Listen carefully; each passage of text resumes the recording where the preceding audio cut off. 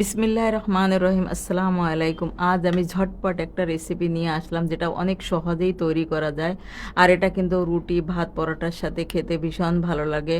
এটা এমন কেউ নাই যে পছন্দ করে না খেতে। তো এখানে 4টা ডিম নিয়ে নিলাম, আর নিলাম সামান্য লবণ। নিয়ে আমি ডিমটা ভালো করে ফেটে নেব। এটা ইচ্ছা করলে কিন্তু কেউ পেঁয়াজ কুচি, কাঁচা জাল কুচিও দিতে পারেন। তো আমার এভাবেই বেশি ভালো লাগে, তার জন্য আমি এভাবেই এই ডিমটাকে ভেজে নেব।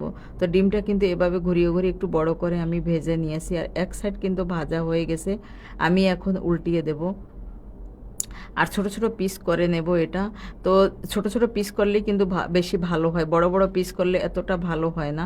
আপনারা আপনাদের পছন্দ মতো সাইজ করে নিতে পারেন। তো এখন ডিমটা ভাজা হয়ে গেছে, আমি এটাকে তুলে নিলাম। এখানে দিয়ে দেব আমি একটা তেজপাতা, 2টা ছোট ছোট দারচিনির টুকরো, আর একটা এলাচ, আর কয়টা দিয়েছি আমি গোলমরিচ। আর মশলার পরিমাণ অতিরিক্ত কিন্তু তরকারিতে দিলে তরকারি খেতে ভালো লাগে না। তারপরে এখানে পেঁয়াজ কুচি দিয়ে দিলাম 1 কাপ। পেঁয়াজটা বেশি দিলে কি ঝোলটা যদি না ঘন হয়, খেতেও ভালো লাগে। আদা রসুনের পেস্ট দিয়ে দিয়েছি আমি 1 চামচ। এখানে হাফ চামচ হলুদের গুঁড়া, 1 চামচ মরিচের গুঁড়া, হাফ চামচ ধনিয়া, হাফ চামচ জিরা, আর লবণ দিয়ে দিলাম আমি স্বাদ মতো। আর এই মশলাগুলো কিন্তু আমার বাসায় তৈরি করা হোমমেড মশলা, কিন্তু বেশি ভালো হয়। হোমমেড মশলা দিয়ে তরকারি রান্না করলে খেতেও বেশি ভালো লাগে। তারপর এখানে এই মশলাটা কিন্তু আমি ভালো করে কষিয়ে নেব। আর মশলাটা যত কষাবো তরকারিটা কিন্তু খেতে অতই ভালো লাগে। তো আমি মশলাটা 2-3 বার পানি দিয়ে মশলাটা কষিয়ে নিছি। এখানে আমি নিয়েছি 4টা আলু। আলুটা আমি পাতলা পাতলা করে কেটে নিয়েছি যাতে সহজেই আলুটা সেদ্ধ হয়ে যায়। তো এখন আমি আলুটাও কিন্তু আমি কষিয়ে নিছি, সুন্দরভাবে কষিয়ে নিছি।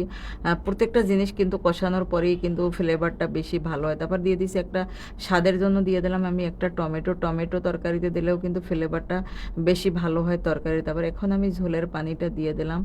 আর আলুটা পাতলা পাতলা করে কেটে নিয়েছি, যেহেতু ডিমের সাথে রান্না করবো আর তাড়াতাড়ি সেদ্ধ হয়ে যায়। আলুটা প্রায় আমার সেদ্ধ কিন্তু হয়ে গেছে। আমি 7-8 মিনিটের জন্যই ঢাকনা লাগিয়ে কিন্তু রান্না করেছি। এখন আমি ডিমটা দিয়ে দিলাম। ডিমটা দিয়ে আর 4-5 মিনিটের জন্য আমি ঢাকনাটা লাগিয়ে রান্না করব। তো এখন কিন্তু রান্নাটা হয়ে গেছে। এটা কিন্তু একদম সহজ রান্না। আর যখন আমাদের বাসায় কিছু রান্না করার থাকে না, তখন কিন্তু এই ধরনের রান্না আমরা একদম সহজেই তৈরি করে নিতে পারি।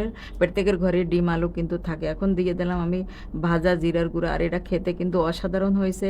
আপনারা বাসায় ট্রাই না করলে বুঝতে পারবেন না যে এটাতে কতটা সুস্বাদু তরকারি। আর দোয়া করি আপনারা সবাই ভালো থাকেন। আল্লাহ হাফেজ।